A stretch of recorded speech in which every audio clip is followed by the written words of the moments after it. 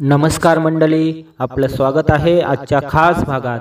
आज आपण बोलणार आहोत अशा एका रहस्याबद्दल जे शतकानुशतके आपल्या परंपरेत लपलेलं आहे। आपल्याला ठाऊकच आहे की कोजागिरी पौर्णिमा ही वर्षातील सर्वात सुंदर रात्र मानली जाते। आकाशात गोल तेजस्वी चंद्र झळकत असतो, त्याचे शुभ्र किरण पृथ्वीवर अमृतासारखे झिरपत असतात। या रात्री लोक खीर खातात, चंद्राला अर्घ्य देतात, जागरण करतात। पण या सर्वाच्या पलीकडे अजून एक गुपित आहे, असं गुपित जे फार थोड्यांना माहिती आहे। असं म्हणतात की जर आपण या रात्री आपल्या घरात विशिष्ट जागी एक साधीशी वस्तू गुपचूप ठेवली तर तिच्या शक्तीमुळे आपल्या जीवनात चमत्कार घडतात। हे गुपित जाणून घेण्याआधी मित्रहो, मी तुम्हाला एक प्रश्न विचारतो की या रात्री साधा दिवा लावणं, चंद्रप्रकाशात दूध किंवा खीर खाणं याशिवाय अजून काय काय आपल्या पुराणात लिहिलं आहे हे तुम्हाला माहिती आहे का? तुम्हाला काही असे गुपित माहीत असेल तर कमेंट करून नक्की सांगा। खरं तर मित्रहो, अनेक लोक सांगतात की त्यांनी कोजागिरी पौर्णिमेला काही खास विधी केले आणि त्यांच्या जीवनात बदल घडले। कुणाचं शेत फुललं, कुणाच्या घरात आरोग्य आलं, कुणाचा व्यापार वाढला।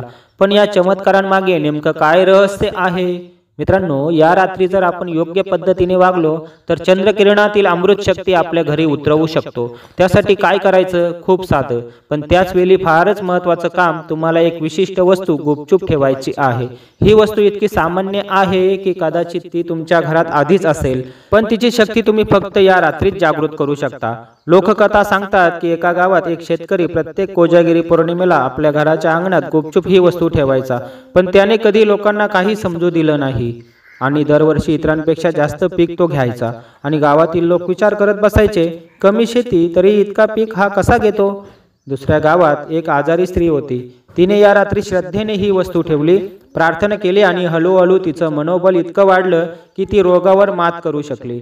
काही व्यापाऱ्यांनी सांगितलं की दुकानात ही वस्तू ठेवली आणि त्यांचा धंदा तेजीत गेला। म्हणजे ही फक्त कल्पना नाही, तर अनेकांनी प्रत्यक्ष अनुभवलेलं सत्य आहे। पण ही वस्तू कुठेही ठेवली तर चालत नाही, तिचा परिणाम होतो फक्त एका विशिष्ट जागी, कारण त्या जागेवर नैसर्गिक आणि आध्यात्मिक शक्ती एकत्रितपणे कार्य करतात। चुकीच्या ठिकाणी ठेवलं तर फायदा होणार नाही। मित्रहो, आता आला तो क्षण, तुम्ही ज्या गोष्टीची वाट पाहत होतात त्या गुपिताची। मित्रांनो, ही वस्तू म्हणजे एक साधा चांदीचे नाणे। होय, इतकं साधं पण इतकं सामर्थ्यवान रहस्य आहे।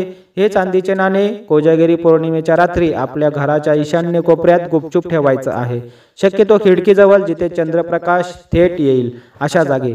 मित्रहो, ईशान्य कोपराच का? कारण वास्तुशास्त्रानुसार ही दिशा देवस्थान दिशा मानली जाते। इथे सकारात्मक ऊर्जा जास्त प्रमाणात साठते। तेव्हा चांदीसारखी शुद्ध धातू त्या ऊर्जेला स्पर्श करते, तेव्हा ती ऊर्जा त्या नाण्यात साठते। चंद्रप्रकाशात ठेवलेल्या त्या नाण्यात अमृतत्व शोषलं जातं असा विश्वास आहे। सकाळी ते नाणे उचलून तुम्ही तुमच्या तिजोरीत, पैशाच्या कपाटात किंवा देवघरात ठेवायचं आहे। वर्षभर ते नाणे तुमच्यासाठी समृद्धीचं प्रतीक ठरतं।